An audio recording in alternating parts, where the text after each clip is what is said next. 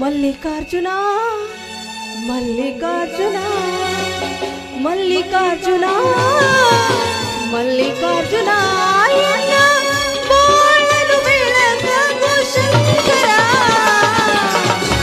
ಓ ದೇವಾ ಮಲ್ಲಿಕಾರ್ಜುನ ಮಲ್ಲಿಕಾರ್ಜುನ ಮಲ್ಲಿಕಾರ್ಜುನ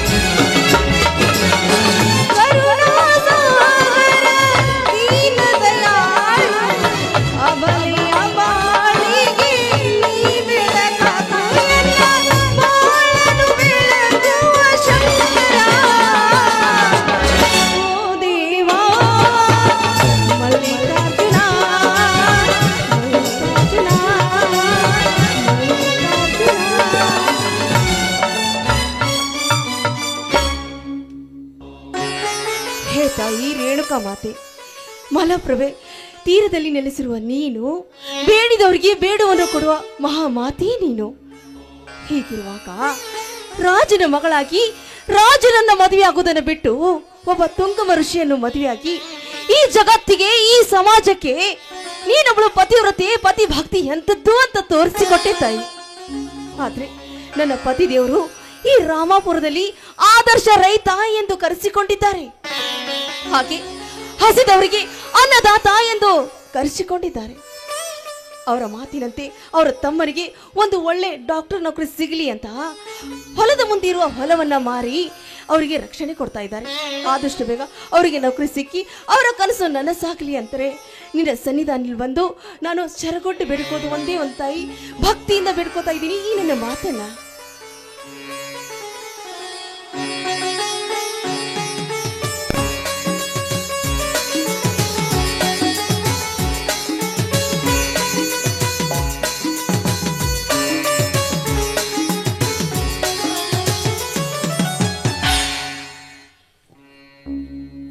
ಜಾನಕಿ, ಈ ನಿನ್ನ ಪೂಜೆಯ ನಾದವನ್ನು ಕಮಲಾನಗರದಲ್ಲಿ ನೆಲೆಸಿರುವ ಲಕ್ಷ್ಮೀ ದೇವಿಗೆ ಕೇಳಿಸಿದ ಹಾಗೆ ಭಾಸವಾಗುತ್ತಿದೆ.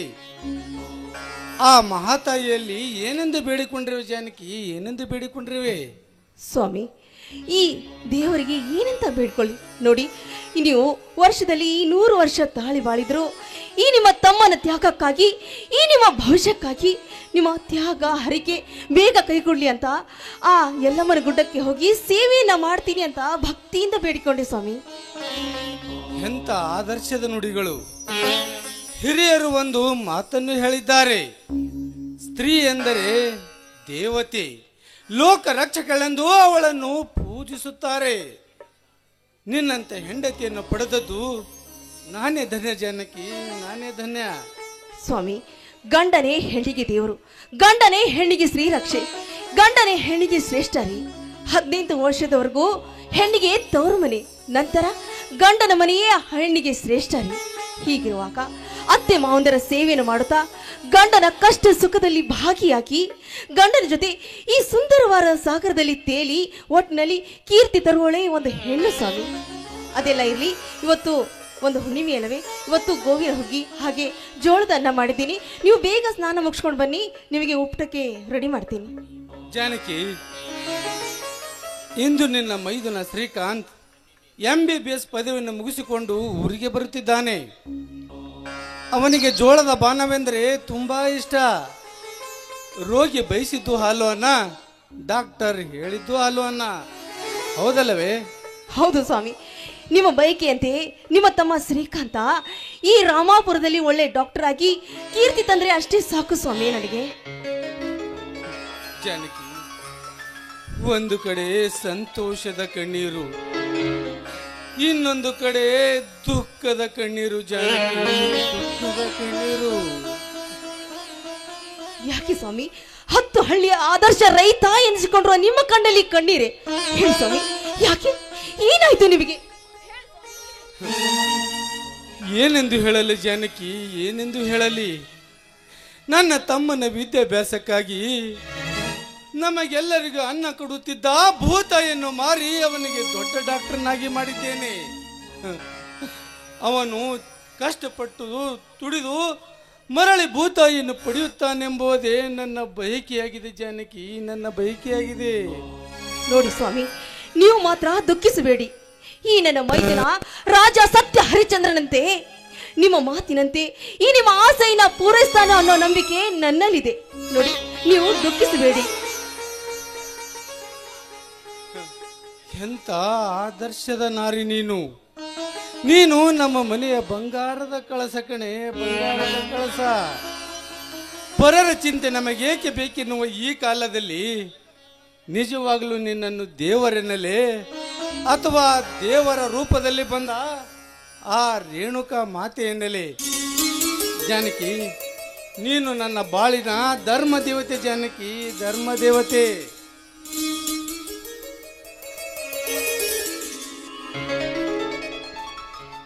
ನಮಸ್ಕಾರ ಹಿರಿಯರಿಗೆ. ನಮಸ್ಕಾರ ನಿಂಗಜ್ಜವರಿಗೆ. ತಾವು ಬಂದದ್ದು ಒಳ್ಳೆಯದೇ ಆಯ್ತು. ಯಾಕೆ ದಣಿ, ನನ್ನಿಂದ ಏನಾದರೂ ಕೆಲಸವಿತ್ತೆ? ಏನೂ ಇಲ್ಲ ನಿಂಗಜ್ಜ. ಇಂದು ನನ್ನ ಸೋದರ ಶ್ರೀಕಾಂತ್ MBBS ಪದವಿಯನ್ನು ಮುಗಿಸಿಕೊಂಡು ಊರಿಗೆ ಬರುತ್ತಿದ್ದಾನೆ. ಬೇಗ ರೈಲ್ವೆ ಸ್ಟೇಷನ್ಗೆ ಹೋಗಿ ಅವನನ್ನು ಕರೆದುಕೊಂಡು ಅಪ್ಪ. ಹೌದಾ ದಣಿ, ಇಂದು ನನಗೆ ತುಂಬಾ ಸಂತೋಷವಾಯಿತು. ನಿಮ್ಮ ತ್ಯಾಗದಿಂದ ಶ್ರೀಕಾಂತ್ ದಣಿಯವರು ಇಂದು ಡಾಕ್ಟರ್ ಆಗಿ ಬಂದು ಈ ಊರಿನ ಜನಸೇವೆ ಮಾಡಿ ನೀವು ಮಾರಿದ ಊರ ಮುಂದಿನ ಹೊಲ ಪುನಃ ಬಿಡಿಸಿಕೊಂಡರೆ ಅಷ್ಟೇ ಸಾಕು ದಣಿ, ಅಷ್ಟೇ ಸಾಕು. ದಣಿ, ನಿಮ್ಮ ಕಣ್ಣಲ್ಲಿ ಕಣ್ಣೀರೇಕೆ? ಏನೂ ಇಲ್ಲ ನಿಂಗಜ್ಜ. ಇಂದು ನನ್ನ ಹೆತ್ತ ತಂದೆ ತಾಯಿಯ ನೆನಪಾಯಿತು.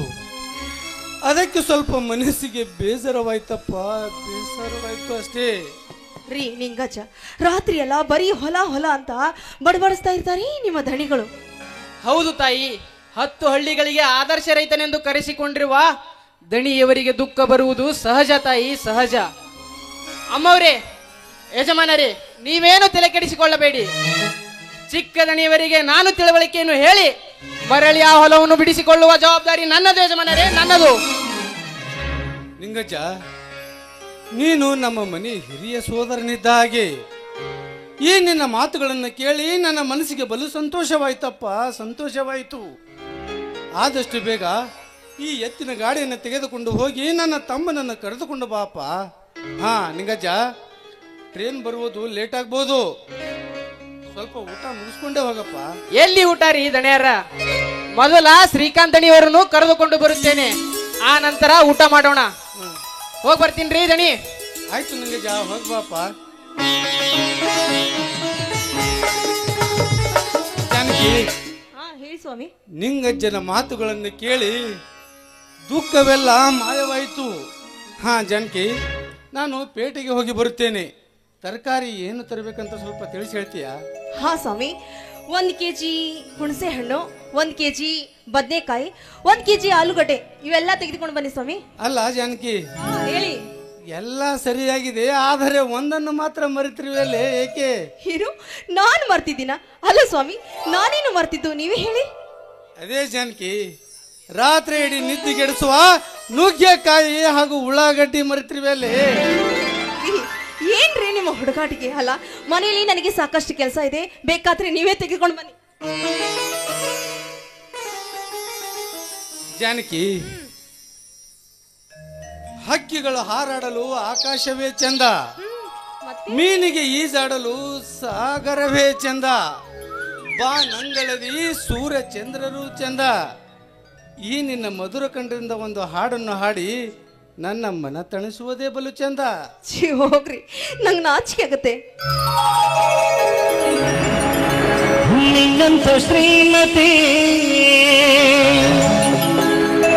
ಕೈ ಹಿಡಿದಾಗ, ನಿನ್ನಂತ ಗುಣವತಿ ಜೊತೆಯಾದಾಗ ದಿನವೂ ಆನಂದವೇ.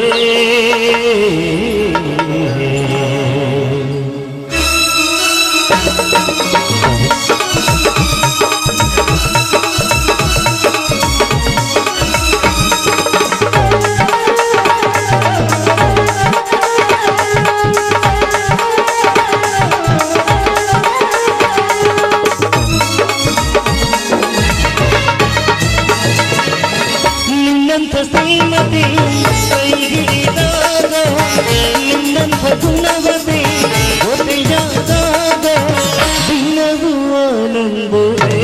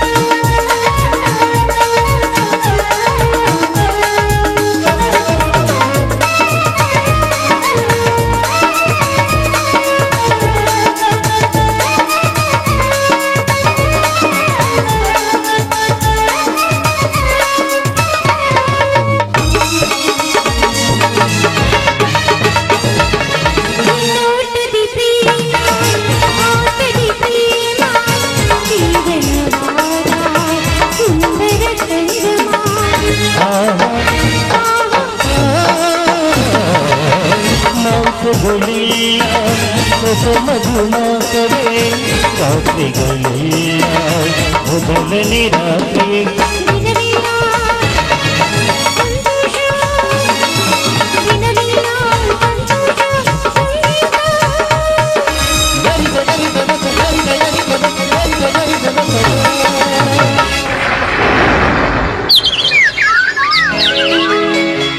ನಿನ್ನಂತ ಶ್ರೀಮತಿ ಕೈ ಹಿಡಿದಾಗ ನಿನ್ನಂತ ಗುಣವತಿ ಜೊತೆಯಾದಾಗ ದಿನವೂ ಆನಂದವೇ.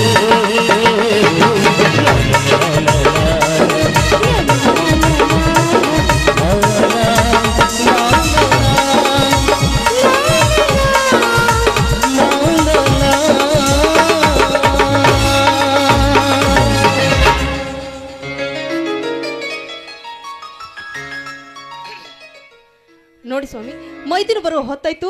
ಮೈದಿನ ಬರೋದ್ರೊಳಗಾಗಿ ಪೇಟೆಗೆ ಹೋಗಿ ಎಲ್ಲ ಕಾಯಿಪಲ್ಯನು ತನ್ನಿ. ಆಯ್ತು ಜಾನಕಿ, ನಾನು ಹೋಗಿ ಬರುತ್ತೇನೆ. ಆಯ್ತು ಸ್ವಾಮಿ, ಹೋಗಿ ಬನ್ನಿ.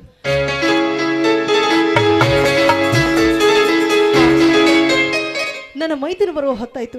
ನನ್ನ ಮೈದಿನ ಬರೋದಕ್ಕಿಂತ ಮುಂಚೆ ಎಲ್ಲ ಕೆಲಸವನ್ನು ಮಾಡಿ ನಾನು ದೇವಸ್ಥಾನಕ್ಕೆ ಹೋಗಬೇಕು.